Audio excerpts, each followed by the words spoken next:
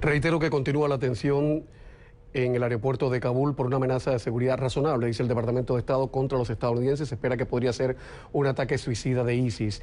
Entre tanto, en las últimas horas, el portavoz del Talibán ha dicho que las mujeres no deben salir a la calle a trabajar porque, y cito, los soldados no están entrenados para respetar a las mujeres. Jorge Dávila Miguel, ¿qué significan las denominaciones chiitas y sunitas en el mundo del Islam? ¿Son lo mismo? No, no son lo mismo y son muy diferentes. Y temo discrepar de ARM, con el que comparto la emisión hoy. La división entre chiitas y sunitas es sangrienta, es belicosa. Aunque coinciden en la... bueno, te voy a explicar ahora. Aunque coinciden en el Corán, te puedo decir que los salafitas y los sunitas fundaron ISIS. Aquí no se dice eso porque ISIS, porque Arabia Saudita es, ¿cómo se llama?, es aliado de este país. Y el combate de ISIS en Irak estuvo entre los sunitas o los salafitas, que son extremistas, junto o enfrente a los chiitas de Irán. Ahí se libró esa batalla, no explicada generalmente aquí, porque se renuncia a decir que un aliado de Estados Unidos, que fue el que llevó a cabo el ataque del 11 de septiembre, es una parte fundamentalista. Esto se origina todo por una cuestión de sucesión. Cuando el profeta Mahoma muere en el 631, si no me equivoco, él no deja un sucesor. Y hay dos vertientes. Una, la sunita, que quiere decir el pueblo de la tradición, y otros que son los seguidores del profeta, que pretendían que el seguidor del profeta fuera de la familia. Los sunitas ganan la partida y asesinan a Hussein, que es el cuarto... asesinan a Hussein. Y tiempo después viene Ali, que sí es hijo de Fátima, la esposa del profeta. Hussein el primero era el esposo de Fátima, fue asesinado por los chiitas, por los sunitas, que es la parte suní en este momento, Arabia Saudita. Y después en Karbala asesinan en una batalla desigual. Lógicamente ahí Ali quiso hacerse el héroe y quiso combatir, y por eso sigue siendo un héroe para los chiitas. Lo matan. Creo que conducía un ejército de 73 personas contra un ejército enorme. Y los chiitas que están en Irán, que se basan en el Corán, pero tienen diferencias radicales en la práctica de la ley, en el hadith y en otros renglones, son seguidores de Ali y lo proclaman como un mártir. Sin embargo, los sunis siguen otra tradición. Esto es una lucha por el poder amparada en la religión, cosa que muchas veces sucede, como pasó en Europa con los protestantes y los católicos.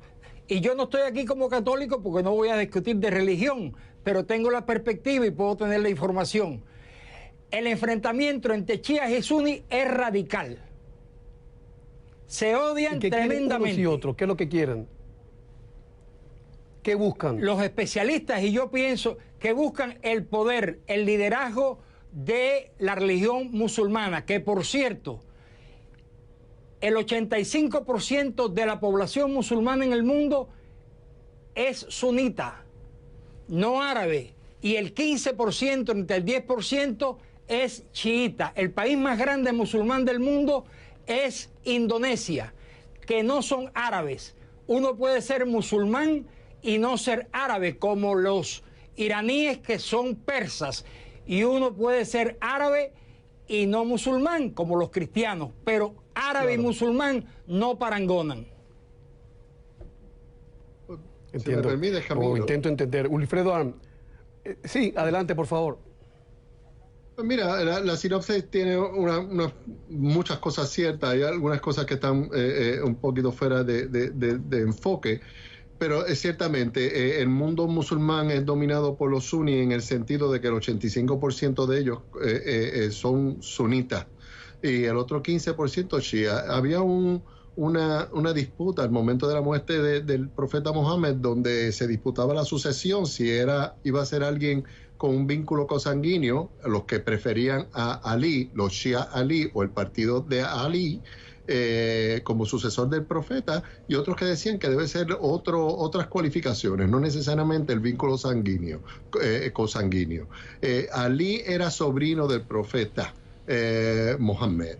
El profeta no tuvo hijos, pero tuvo hijos varones que murieron de niños, pero solamente no era profeta, tuvo amigo, hijas. no era profeta, Fátima. era yerno. Era yerno del profeta, el esposo de Fátima. Fátima y Ali tuvieron hijos que son Hassan y Hussein, que fueron los nietos del profeta, que eventualmente fueron martirizados en la batalla y que lo conmemoran los Shia. Los Shia y los Sunnis, por naturaleza, no es que estén disputándse y estén a muerte. Dicho sea de paso, en Irak habían vecindarios donde cohabitaban y se casaban unos con otros. Eso es historia, eso es historia. Eso es historia, pero permítame, por favor. Eso duró así hasta que los Estados Unidos ocuparon Irak. Cuando los Estados Unidos ocuparon a Irak y luego de las primeras guerras, que se decapitó el control político del país, pues la gente gravitó a sectas y a culturas porque ya el Estado no le ofrece ninguna protección. Y los Shías se juntaron con los Shías, los Sunnis con los Sunnis. Uno ya no querían gobernar un gobierno compartido como lo tuvo Saddam Hussein, que habían cristianos, Shías y sunitas gobernando a Irak. Eso se disrumpió, pero lo que existe hoy en día es una guerra fría de poderes entre el mundo shia, liderado por Irán y la esfera de influencia de Irán, que tienen algunos países de la región, como en el Líbano, como en Yemen. Esa influencia que tiene Irán en algunos países la contrarresta otro peso, el contrapeso en la Guerra Fría con los países del Golfo, Arabia Saudita y otros países del Golfo que estaban liderando, por ejemplo. Estamos hablando de política. ¿Perdón? Estamos hablando de política pura y dura, no de religión, de política. No, claro, lo que yo decía. Mira, yo voy a la mezquita shia y durante Ramadán aquí en el sur de la Florida y comparto romper el ayuno con ellos. Compañeros shia vienen a mi casa a comer.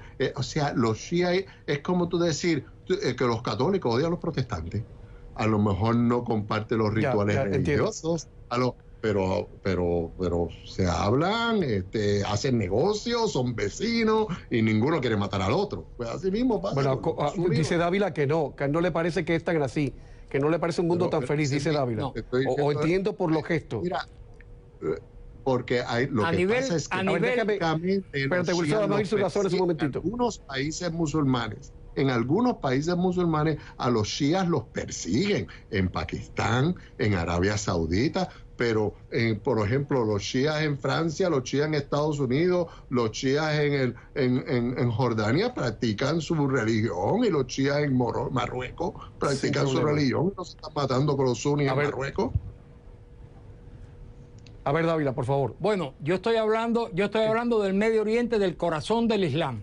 Lo que pasa en Estados Unidos, donde impera la ley de Estados Unidos y no la Sharia. Porque en los países del occidente. En ningún país, y eso es otra cosa que... Usted me deja hablar, usted me deja hablar. Usted me deja hablar, señor. Pero déjeme hablar. Déjame hablar. Pero déjeme hablar. Bueno, por favor, a ver. Vamos por parte. A ver, termina tu idea, David. Es que el señor... Es una situación excepcional. El señor es pródigo en palabras, pero cállese un momento para yo poder expresar lo que yo pienso. Me parece. Él te va a dejar... En el Medio Oriente... A ver. Por favor, en el Medio... En Oriente... En el Medio Oriente, en Asia, la pugna entre iraníes y persas y Arabia Saudita es cruenta. ISIS estuvo integrada y apoyada por el gobierno de Arabia Saudita. El hecho es que en el pueblo la gente se lleve bien, eso yo no lo discuto, pero la potencia de los gobiernos de Irán e Irak se basan en esa disputa religiosa profunda porque están encontrados para hacer la guerra. Y eso lo vemos en el 85% que son sunitas y en la parte, ¿cómo se llama?, del 15% que son chiitas. Eso es un hecho. No me diga que esto es una cosa falsa porque está ahí. Está. Bueno, vamos a hacer algo.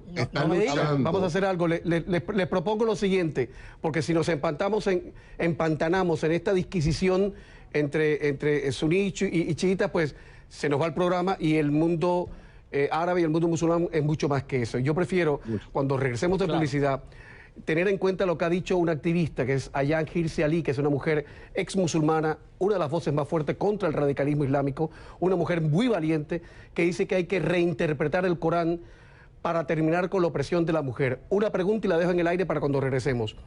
El libro sagrado, el Corán, es un texto esencial.